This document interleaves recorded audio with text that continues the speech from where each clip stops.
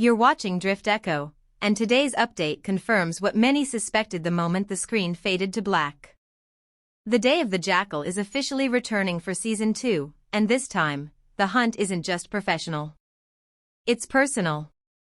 Season 1 ended with an explosion powerful enough to convince governments, agencies, and even his enemies that the Jackal was gone. A clean ending. A closed file. A ghost reduced to ash. But the Jackal was never careless. He didn't die in that fire. He used it. He let the world bury him so he could move without being watched. And Season 2 opens not with a rumor of his survival, but with confirmation of his return. Not as a legend. As a man with unfinished business. The upcoming season reportedly runs on two intersecting arcs. The first is betrayal. Timothy Winter, portrayed by Charles Dance, didn't just fail a deal in Season 1. He fractured the only strategic alliance the Jackal ever tolerated. The collapsed multi-million operation wasn't a business loss. It was a humiliation.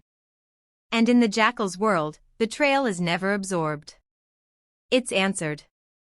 But this won't be a simple bullet in the dark. Reports suggest Season 2 will focus on dismantling Winter piece by piece, financial sabotage, political exposure, calculated destabilization. The Jackal isn't rushing toward a kill. He's orchestrating a collapse. And as that collapse unfolds, intelligence agencies across Europe begin to realize something terrifying. The ghost they declared dead is moving again. But the second storyline cuts deeper than revenge. For the first time, Season 2 reportedly explores the Jackal's past, specifically his arranged marriage to Nura, played by Ursula Corbero. Rumors indicate she's been living under a new identity, possibly with their child. Hidden. Protected. And potentially holding information that changes everything. This is where the tone shifts. Because the Jackal's greatest weapon has always been emotional detachment. Precision without attachment. Movement without memory. But family changes the equation. If Nura resurfaces, it exposes vulnerability. And vulnerability, in his line of work, is fatal. Season 2 isn't just expanding the battlefield. It's tightening it. Early production whispers hint at new players entering the arena, not freelance killers, but elite operatives tied to intelligence networks and private military contractors. For the first time, the Jackal may not be the apex predator. He may be the prize.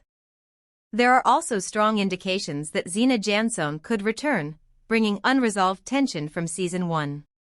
If that happens, alliances blur. Enemies overlap.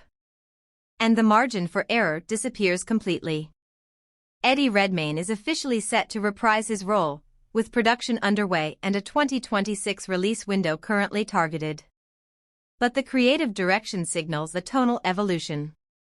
Less surgical. More psychological. Less about executing contracts. More about facing consequences. The explosion didn't just fake his death. It stripped away the illusion of control.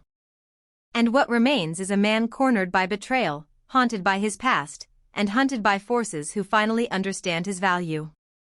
Season 2 won't revolve around a single assignment. It will revolve around reckoning. Because when the Day of the Jackal returns, this isn't just about who's on his list. It's about who's hunting him back. So here's the question, does revenge make him sharper, or does family make him vulnerable? Drop your thoughts below. And for more updates, breakdowns, and deep dives into the stories redefining television, stay locked in right here on Drift Echo.